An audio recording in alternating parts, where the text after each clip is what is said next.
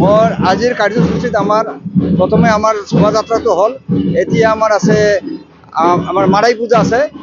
আজি মাৰাই পূজা হ'ব। আজি মাৰাই পূজাৰ পিছত আমি আমাৰ ভোগ নিবেদন কৰিম। ভোগ সম্প্ৰদান কৰে এই নাৰিকলেৰে আমি যজ্ঞত পূৰ্ণাহুতি দিওঁ আৰু যথেষ্ট আমি আশাবাদী।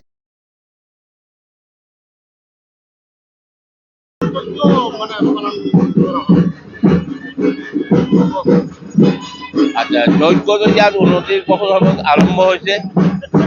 যজ্ঞৰ বিশেষ গুণাগুণৰ মাজত এনে শান্তি সম্প্ৰীতি আৰু সমৃদ্ধি বাবে যজ্ঞ কৰা হয়।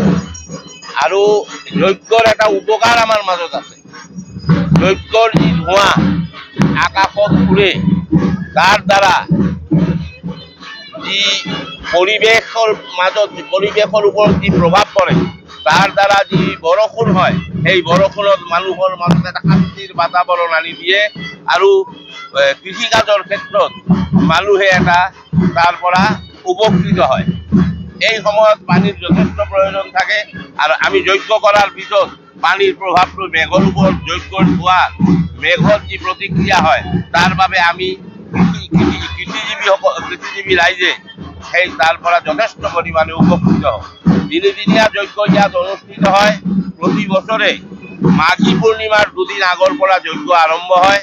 আৰু মাঘী পূৰ্ণিমা যেতিয়া আৰম্ভ হয়, তেতিয়া যজ্ঞৰ আহুতি দি যজ্ঞটো শেষ কৰা হয়।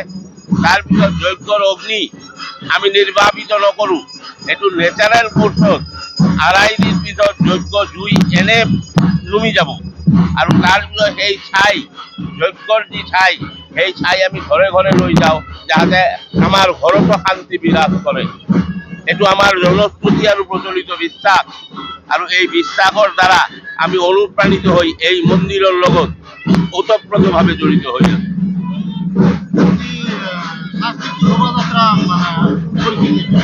আজি প্ৰতিষ্ঠাত বগৰীবাৰী তিথি প্ৰতিষ্ঠাত কালীবাৰীৰ পৰা প্ৰতি বছৰৰ ন্যায় এইবাৰো আমি সাংস্কৃতিক শোভাযাত্ৰা, বৰ্ণাঢ্য শোভাযাত্ৰা এটা কৰি ইয়ালৈ আহিলোঁ। দীপকাই নদীৰ ঘাটত, য'ত অৰিজিনেলি মহামায়াৰ স্নানৰ ঘাটটো আছে, তাত পুৰোহিতৰ দ্বাৰা শুভাৰম্ভৰ যি কাৰ্য পূজা পালিৰে সেইটো আৰম্ভ কৰি তাৰ পৰা পানী সংগ্ৰহ কৰি আনি আমি যজ্ঞৰ শুভাৰম্ভ কৰিছোঁ।